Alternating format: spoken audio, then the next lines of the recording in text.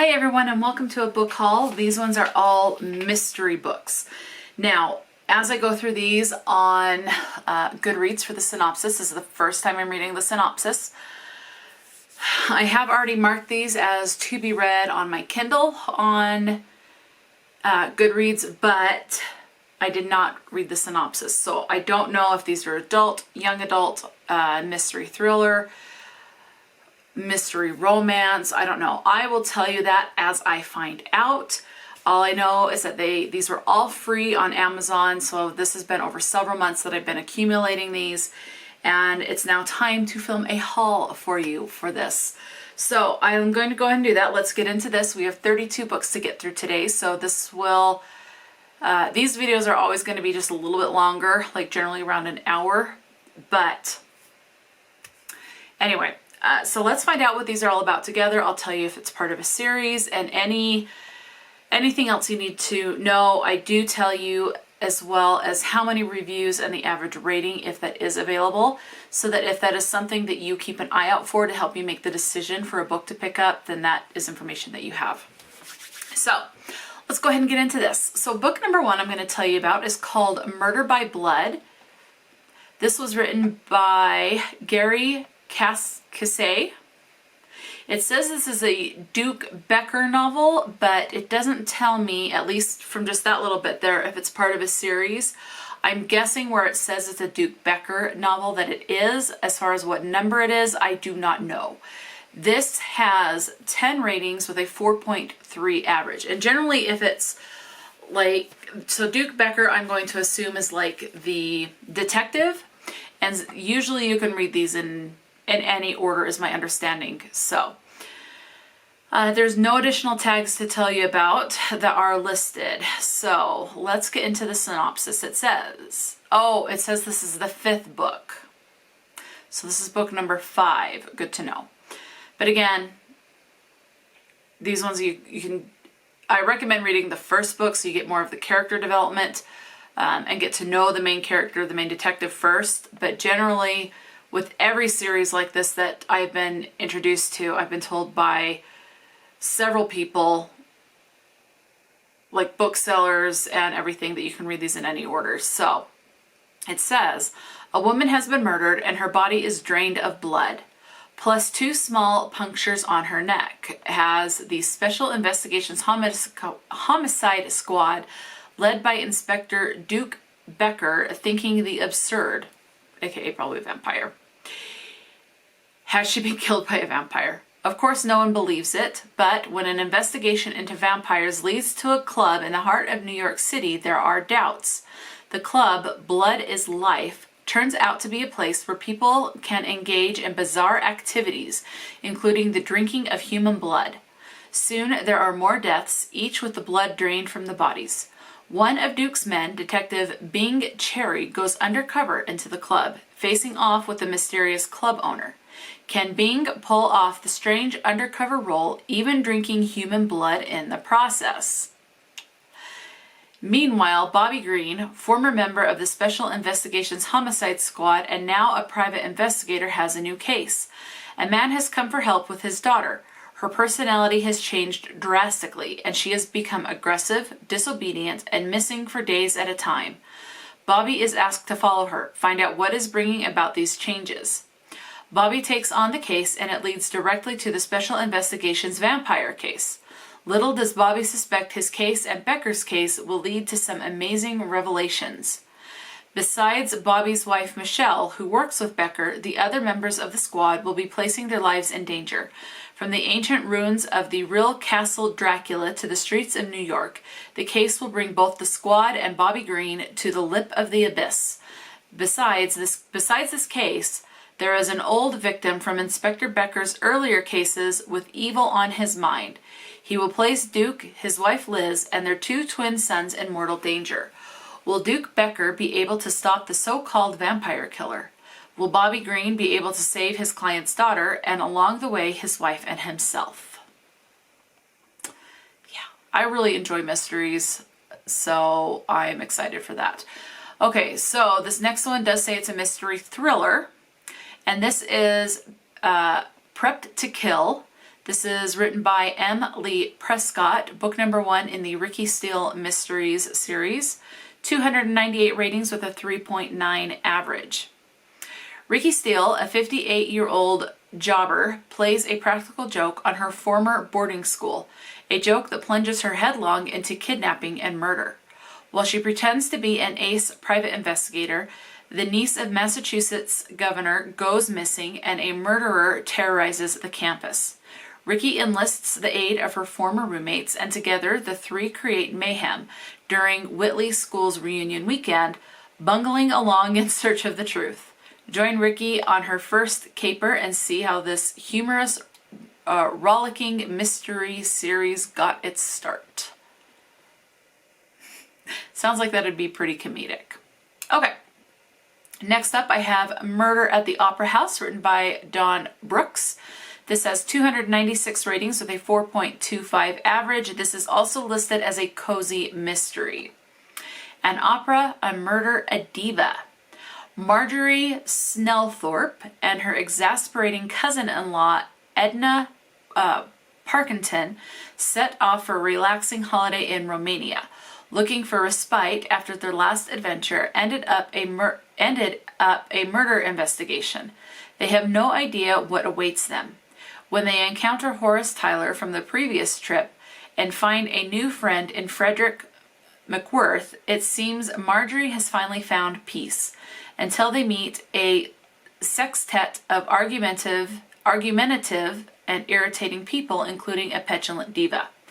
With their night at the opera ending in murder, Marjorie and Edna must put aside their differences to uncover who is responsible. As secrets come to light amongst the suspects, and those close to the dead woman seem more interested in continuing with their holiday than finding out the truth, Marjorie and her pensioner pals face an uphill battle to solve the mystery before someone else is killed or they end up in jail. Pensioner, so older protagonist. Sounds good. Okay.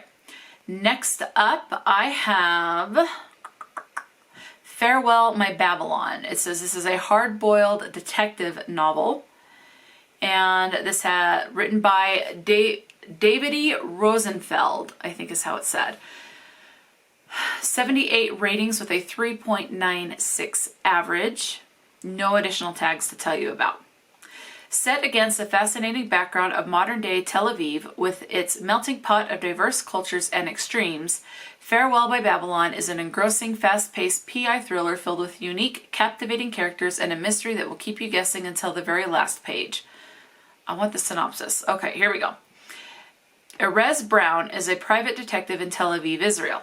He is a busy man dealing in cheating spouses, small-time fraud, and petty theft. Nothing dangerous. No one gets hurt. That's until he takes on the case of a missing young woman. It's been 3 years since Leah Rubenstein walked out the door, but only now her Orthodox Jew parents are suddenly interested in finding their daughter. Erez believes it's an obvious case of a teenage girl escaping the confines of a strict religious upbringing and that Leah simply doesn't want to be found. What should be a straightforward paper chase for a detective of Erez's talents, I'm struggling on the name all of a sudden, turns ugly when he's savagely beaten for getting too close to answers, and then his discovery of a murder. A prostitute who specializes in dominance and sexual harm has been brutally killed. Is Leah Rubenstein responsible for, or is she another victim? I don't know. Okay. Next up, I have The Haunting of Hawthorn Grove, a riveting haunted house mystery. Written by Wren Taylor, this one has 153 ratings with a 4.35 average. No additional tags. Librarian and writer Ivy Woodmansey has been trying to hide her psychic abilities from her boyfriend, Tristan Pierce. However, when she inherits her maternal grandmother's house in western North Carolina, her abilities won't be the only secret revealed in that mountain mansion. As she learns more about her grandmother and cousin's mysterious deaths and her grandfather's sudden death before that, she falls headfirst into a web of intrigue and secrecy that may not let her go. All right, I have not read many haunted house mysteries, so I am definitely intrigued to start picking those up. Preacher Finds a Corpse, written by Gerald Everett Jones. This is book number 1 in the Evan Wycliffe mystery series. 113 ratings with a 4.18 average. No additional tags to tell you about. A lapsed divinity student who is fascinated by astrophysics finds his best friend shot dead in a cornfield. It looks like suicide. Having returned to his farm roots near Lake of the Ozarks, Evan works as a skip tracer for the local car dealer. He learns his friend was involved in a dispute over farmland ownership that goes back 2 centuries, complicated now by plans to make an old weapons facility a tourist attraction. Okay, not much to go off of there, which is fine, especially for a mystery. Next up, I have The Devil Himself, written by Stephen Duggan, 129 ratings with a 3.95 average. No additional tags to tell you about. Okay. Jack Finch has returned to Greystone on the east coast of Ireland as a pariah. I'm not sure. I think of fish when I do that, so I don't think that's what that is. A murderer. He has lost his wife, his daughter, his home, but he has new skills now, and before the week is out, he will revenge himself on the man who framed him and took his place in his bed, the man who he calls brother. Oh. And then it's just quotes with how great this book is, so I'm not going to read those quotes because it's all just opinions, and maybe some of them are paid to say that. I don't know. I would hope not, but at the very least, it's definitely all opinions. Anyway, okay, moving on, I have Death Hampton. This is book number 1 in Detective Jericho series, written by Walter Marks. 709 ratings with a 4.11 average. Mystery thriller is the other tag, or just thriller. Definitely, it's always a mystery, but thriller is the additional tag.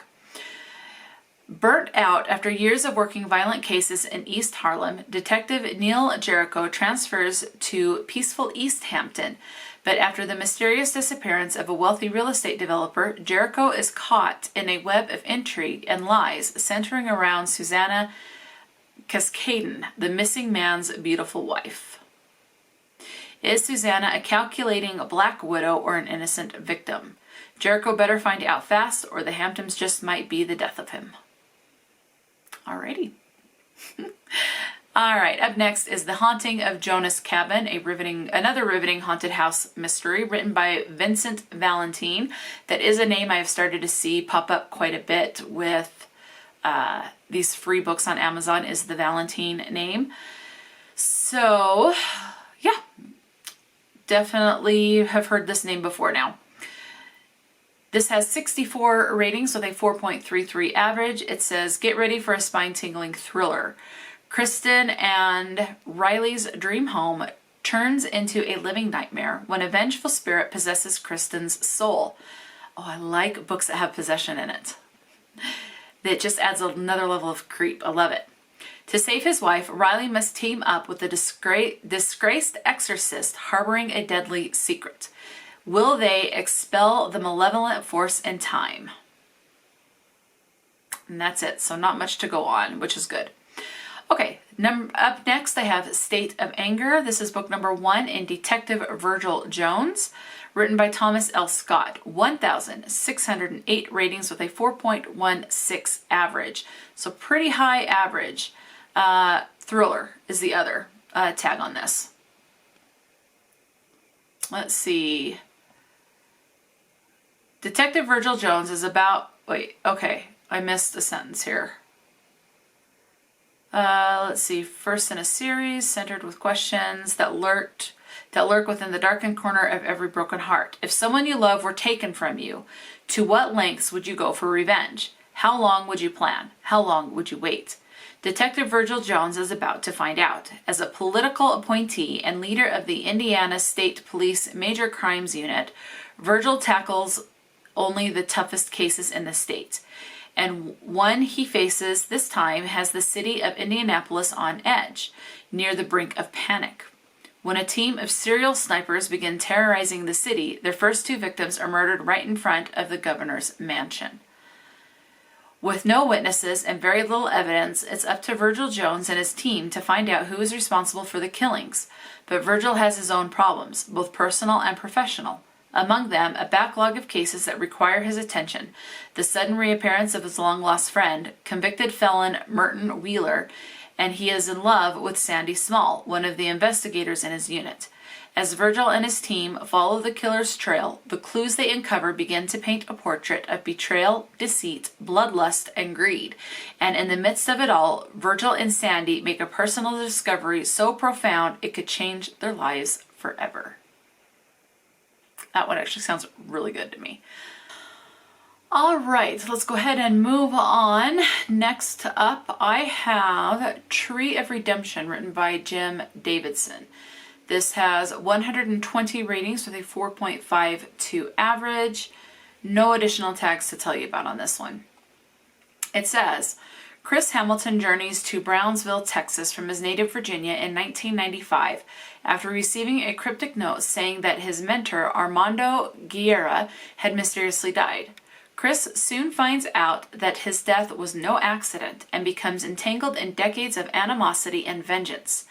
Even as a man who has lived an exciting life as a baseball player and successful builder, he has to draw on all of his resources and talents to navigate a maze of unanswered questions, bizarre events, and deception. As he grapples with what may or may not be the truth, he forms unexpected bonds with new friends, finds himself drawn into a poorly timed, ill-fated romance, and is given the unique opportunity to learn about and from a shadowy figure from his past. Set against a backdrop of the breathtaking beauty of Southwest Texas and the intermingling of Hispanic and American cultures. It's a story of honor, character, and redemption across distance and time. All right. Of Darkness and Light was written by Heidi Eljarbo.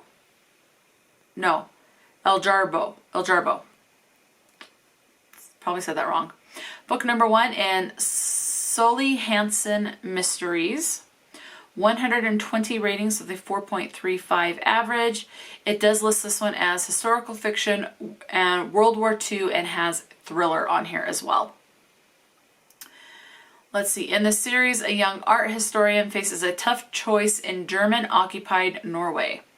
Oslo, 1944. Sully Hansen's passion for art history is and always has been a way of life for her. While she spends her days working in an art shop, World War II is taking its toll on everyone. Apprehensive of the consequences, Sully avoids becoming entangled in the war resistance efforts. She closes her eyes and hopes the enemy will retreat and leave her beautiful country for good. But when a woman is found dead in the alley alongside the art shop and a painting from the last auction goes missing, Sully is thrown into the thickest of the fray involving both Nazi art theft and Norwegian resistance.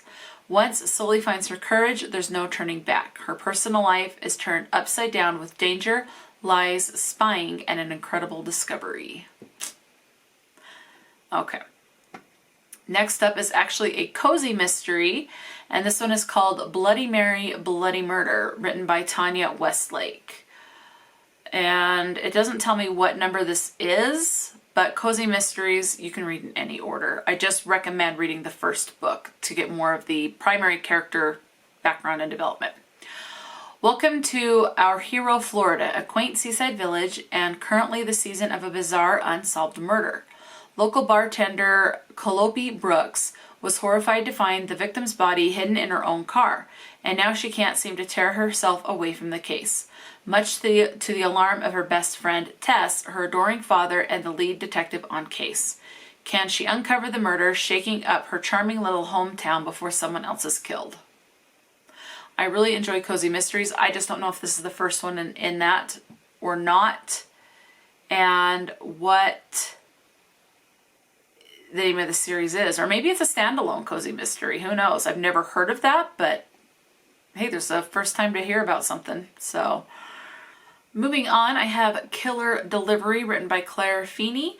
This has 128 ratings with a 4.34 average. The only tag is fiction, but these are all fiction, so that's pretty obvious here. Evil always leaves a legacy.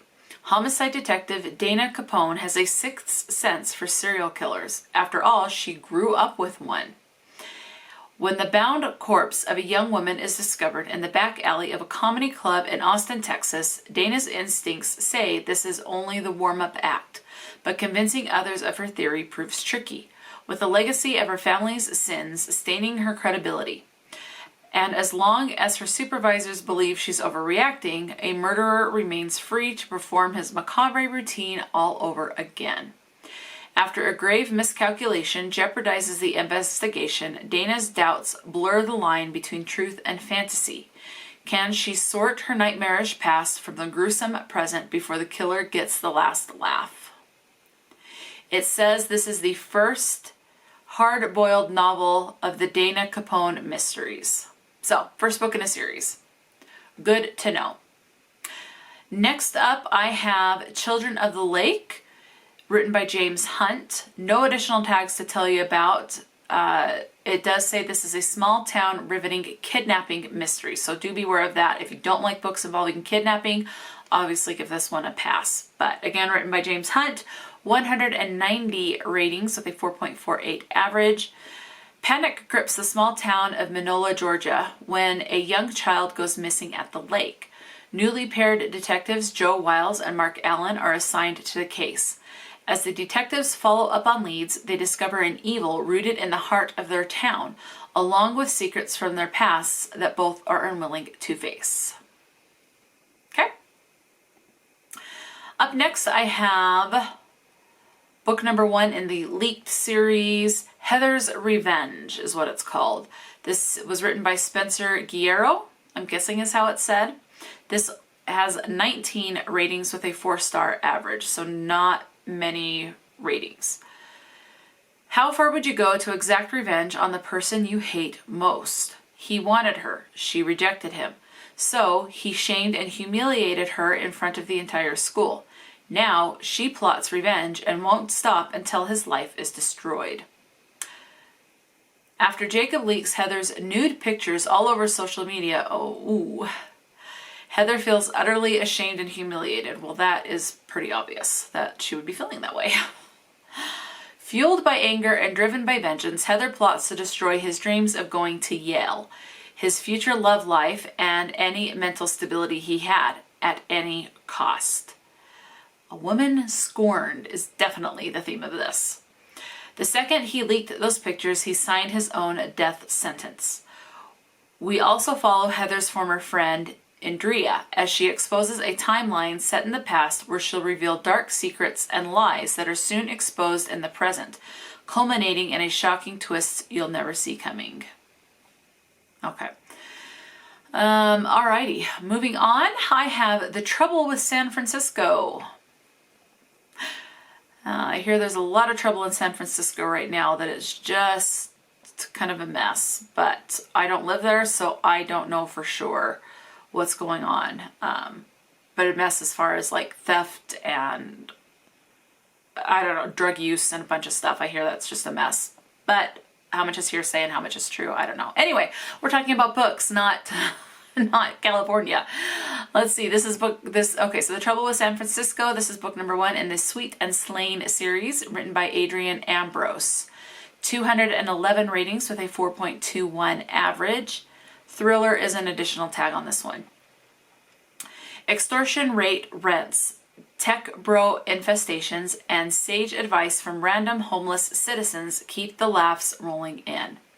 If you love a screwball mystery but also enjoy stories where a hard-boiled mug might get socked in the jaw, then you're really going to fall for The Trouble with San Francisco. Okay.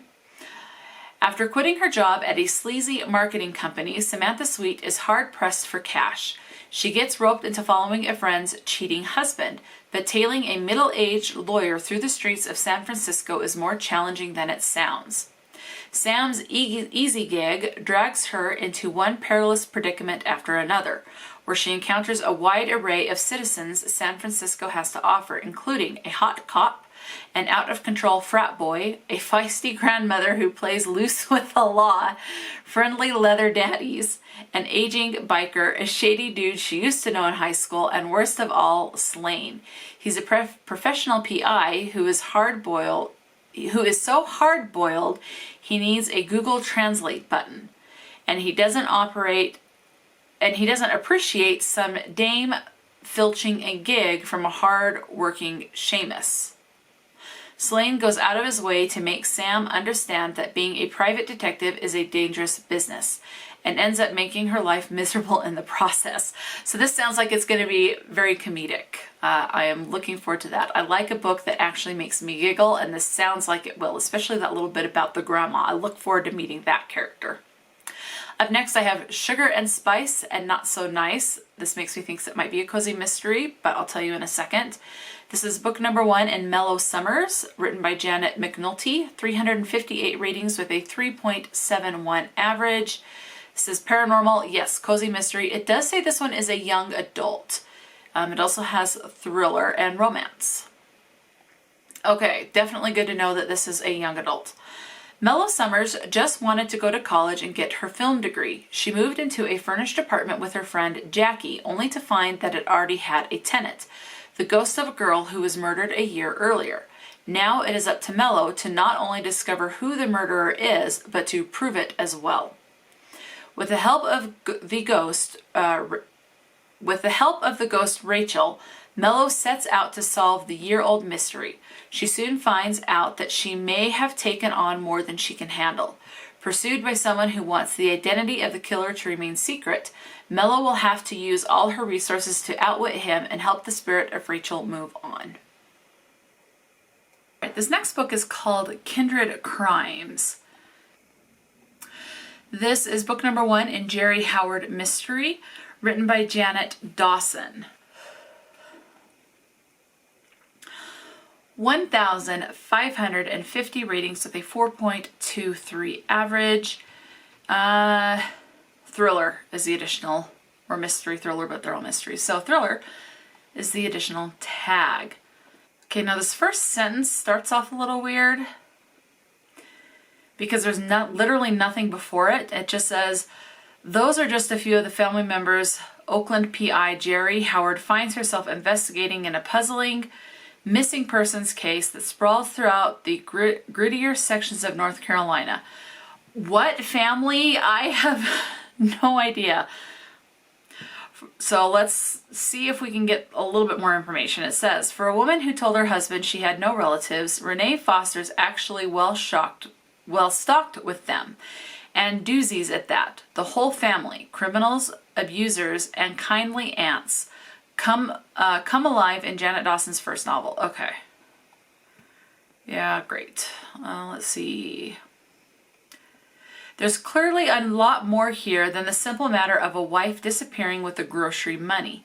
Smelling a rat or two right from the beginning of this complex and intriguing mystery, the red-haired private detective follows many a twisty trail as Dawson weaves an equally twisty tale, which, to the reader's delight, just keeps winding back on itself, revealing brand new secrets as fast as ancient skeletons can fall out of the closet. Give me something. Something. I don't know. It just keeps going on about what type of a book this is. Fans of female sleuths, and then quotes about how great a book it is. So I don't know what this is about. It's a missing person. That's it. Okay. Let's just go ahead and move on to the next book. And the next one is called Relative Malice. This is written by Marla Madison. Book number 1 in Detective Kendall Halsard, I'm guessing is how that's said.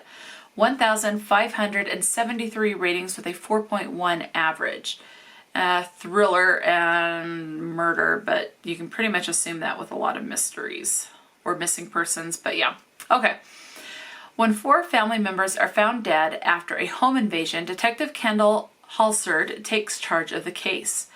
In the murder house, she discovers an empty crib with blood drops next to it on the wood floor. Okay, obviously be aware you're going to have probably a child that's hurt or dead. The family, a father, mother, teenage daughter, and young son, have been fatally shot. But where is baby Philly? So missing child. The desperate search to find the child derails when a man is arrested for murdering the family and claims to have killed the baby. Suspecting he had an accomplice, Kendall isn't convinced. Refusing to give up on finding the child, Kendall persists in unearthing the family's secrets. With the help of a hacker turned superious fortune teller and a former cop hired by the missing baby's uncle, she discovers a fruitive pedophile ring is planning on buying and sharing a baby. Can she stop them while there's time to save Philly? Okay, so that's going to be full of things that will be triggering to a lot of people, it sounds like. So definitely proceed with caution on that if any of that sounds like it could be bothersome to you. Missing child, plus, you know, you've got... Yeah. Anyway, let's just move on to the next book. All right, so let's move on to the next book here. It is called The Killing Game. This is book number 1 in a Liz Lockhart mystery. 234 ratings with a 4.03 average. Thriller is the additional tag. Her tragic past forged her dedicated mindset. Can this cop solve a deadly crime before she becomes the next victim? Marietta, Georgia.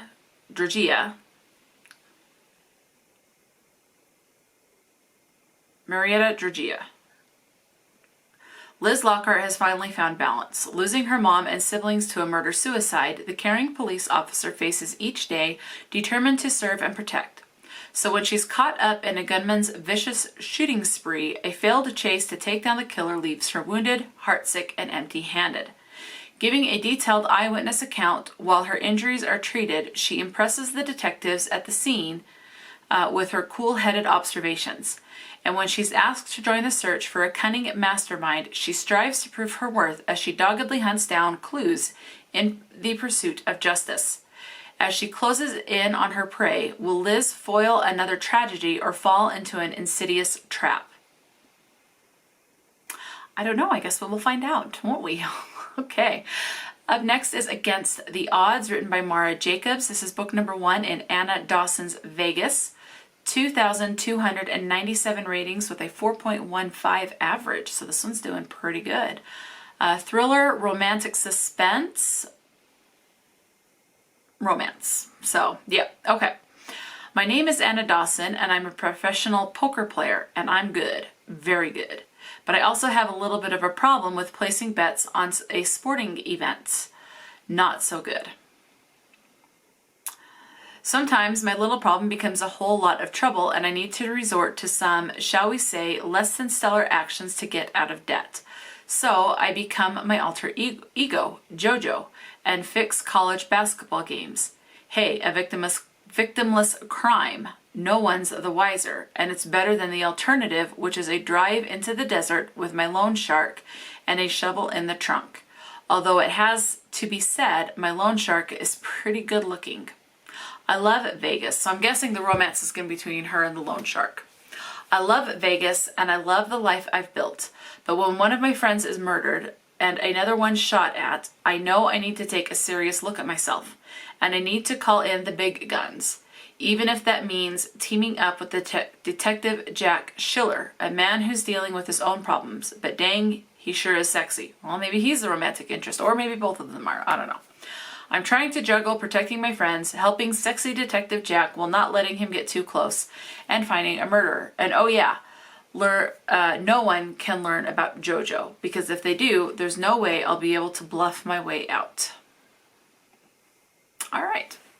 Next up I have Maniacal, written by Asher Warren. This has 8 ratings with a 3.38, no additional tags. However, there is a note. It looks like there was Something going around somewhere saying that this was a Maddox duology. It does say this is an error and is not fixable. So I'm guessing this is going to be a standalone. So maniacal. A group of friends go to an isolated island for summer vacation. The house they stay in was the same house where the Hacksaw murders happened back in 1991. The killer is back and he starts picking them off one by one. They will have to survive as long as they can and find out who the killer is before they're all dead. Well, that is a pretty obvious statement. Okay. What Happened at the Lake, written by Phil M. Williams. 5,567 ratings with a 3.99 average. So almost a 4-star. Wow. Tags, thriller, psychological, and contemporary. Okay. They went on vacation. No, not everyone made it back.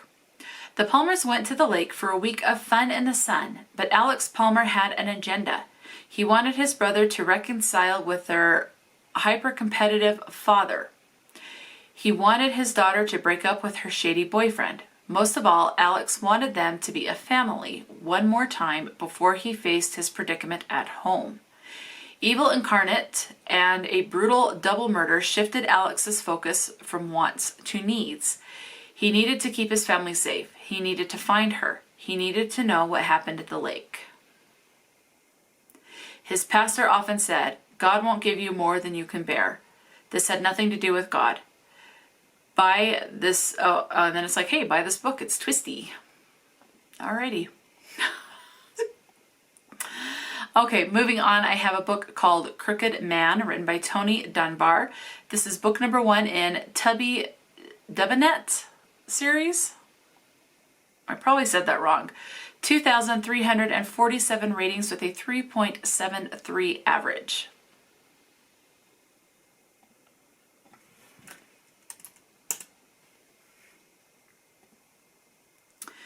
Let's see, additional tags. Humor, thriller, Southern. Okay.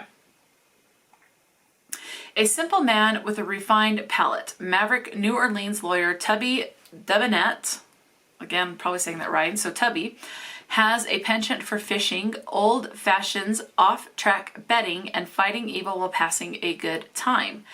His clients are all renegades from the asylum, including a transvestite entertainer with curious medical issues, a buxom deadbeat blonde, a doctor who refers his own patients to a malpractice lawyer, and the driver of a Mardi Gras float shaped like a giant crawfish pot. He also has his hands full with an ex-wife and 3 teenage daughters, who are experts in the art of wrapping Tubby around their little fingers. And somehow, between work and family, Tubby finds time to sample the highs and lows of idiosyncratic Crescent City cuisine, from trout. I have no idea. Manoir Amadine. I don't know. I have no idea what that is. So I have no idea how to pronounce that. So from trout and French roast coffee with chicory to shrimp, po' boys, and homemade pecan pralines. Tubby is asked to take on a new client, Daryl Alvarez, the manager of a local nightclub, who has been caught uploading 15 bales of marijuana from a shrimp boat. At their first meeting, Daryl entrusts Tubby with an ordinary-looking blue gym bag, but when Daryl is later found shot at the nightclub, Tubby realizes he must tighten his grasp on the gym bag and its million-dollar contents. Tubby can't just give up the cash, but if he gets caught, he'll be in jail, and if the wrong people catch him, he'll wish he was. Yeah, no kidding. Don't mess with that kind of stuff. All right. Okay, this next book is called Fatal Decision. This is book number 1 in Freeman Files, written by Ted Taylor. 1,112 ratings with a 3.99 average.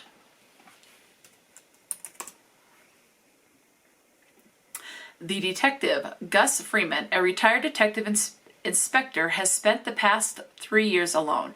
His wife, Tess, died from a brain aneurysm 6 months to the day after retirement. He is still coming to terms with his enforced solitary existence. His old boss wants Gus to head up a crime review team investigating cold cases. Gus can't resist the chance to enter the fray for one last hurrah. Setting. Wiltshire is an historic and ceremonial county in southwest England, famous for its ham, white horses, and, above all, for its many prehistoric moments, like Stonehenge and Avebury. I don't know what that is. It's been home to the author all his life, and despite what you might fear from the stories that follow in this series, Wiltshire is a safe and beautiful place to live. Case file number 1, June 2008. The team tackled the brutal murder of Daphne Tolliver. The 68-year-old widow was walking her dog, Bobby, in woodland close to her home when someone bludgeoned her to death with a rock. And then it's all praise, and it does list the series. It looks like, at least so far that's listed on Goodreads, there's 24 books in this series. I don't know if there's going to be more or not. It just lists every book in the series, and there's 24. So that's all I know about that one. Next up I have Counting Crows. Isn't that the name of a song? Or it's in a song somewhere? I don't know. Counting Crows, written by Joe Talon. This is book number 1 in Lone Turner Supernatural Thrillers. So obviously this is also going to be a thriller just from that, but there's no additional tags on Goodreads. 243 ratings with a 4.32 average. The moor is darkening. Lorne feels it in his bones.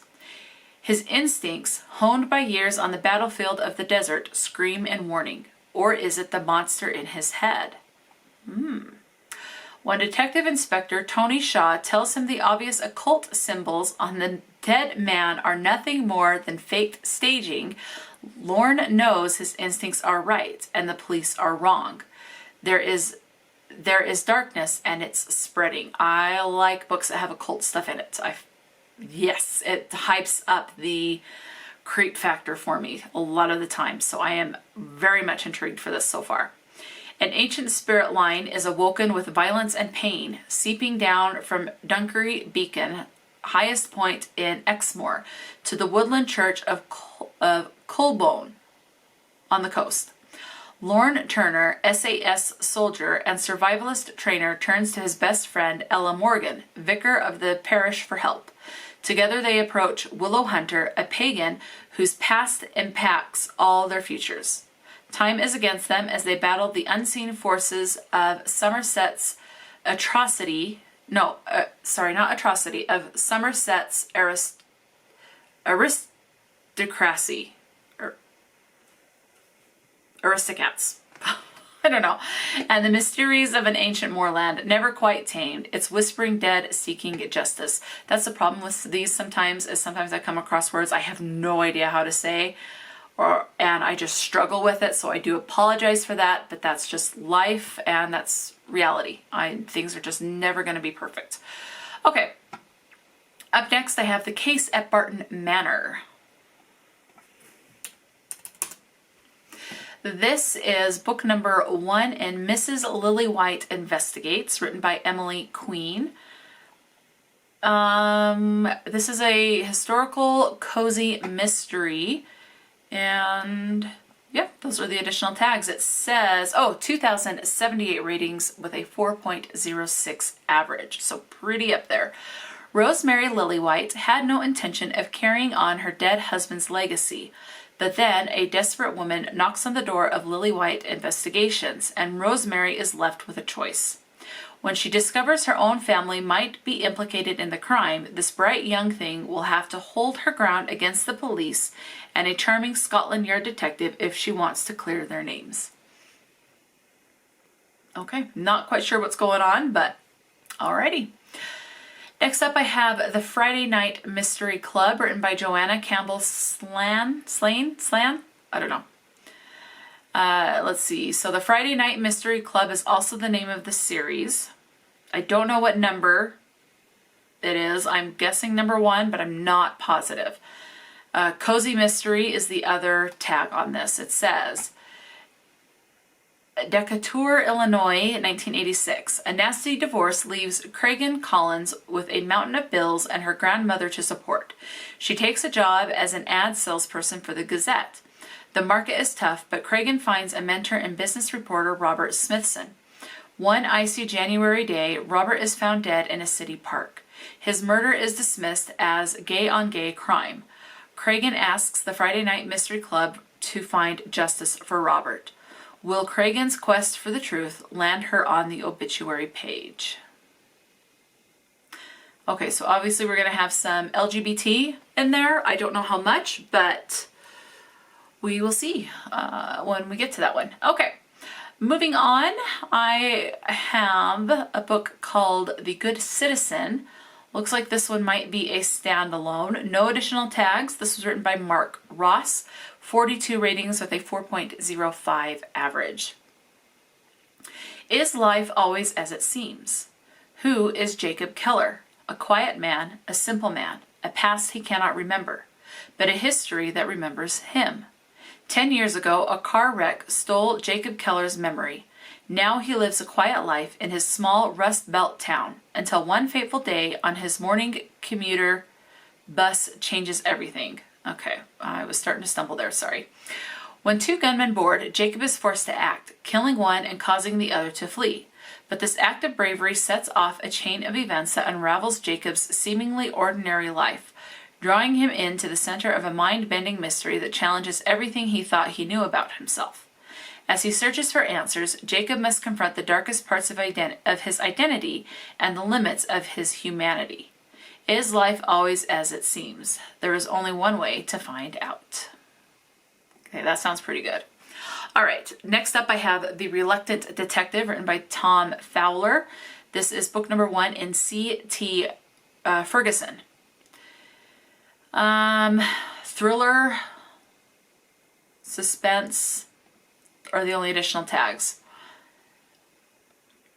A novice PI, a ruthless old acquaintance. Will C.T. Ferguson's first case be his last? 3 weeks in a brutal prison. That was hacker C.T. Ferguson's punishment for helping Americans and dissidents evade the Chinese government. Deported home, C.T. uses his digital skills as a private investigator. Suspecting her husband is cheating on her, Alice hires C.T. to investigate. He soon learns that Alice has her own problems, namely a ruthless adversary squeezing her for money. Even the suspicious death of her husband can't buy Alice a break. C.T. stays on the case because he hates seeing innocent people pushed around. His persistence lands him on the ruthless adversary's hit list. As C.T. can't figure out what happened, both he and Alice will face deadly consequences. Definitely sounds like that. Okay. Next up, and this is the last book in this particular video.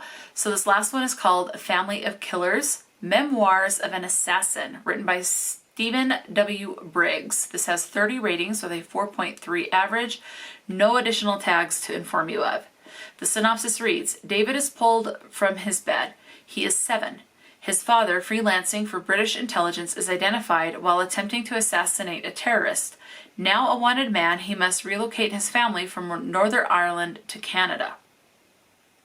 David is raised in the family's business, a business that eliminates those that can't keep secrets, sells weapons around the world, and hides those that need protection. As a teen, David struggles with his future in the family business and his mother's desire to have him live a customary life. Nigel, the man that identified David's father, entangles himself with David and his family again. Now, David is determined to meet Nigel and utilize the skills he has developed. As an adult, David works for governments and organizations doing the work they cannot. He continues to refine his skills as he learns about his family's perplexing history. While on a large job for the IRA, Nigel is caught and imprisoned. David patiently waits for Nigel's release as the family business grows and David's skills are required around the world. Finally, David has his opportunity to meet Nigel. Only one of them will walk away from the encounter satisfied. Okay, all right, so that is it. Have you read books from any of these authors before? Have you read any of these books? Let me know. And where this is a mystery haul, let me know what is your favorite mystery book, your mystery thriller, or your mystery writing author, something like that. So yeah, talk to me in the comment section below, and until next time, stay true to yourself and enjoy a good book, and I'll talk to you later.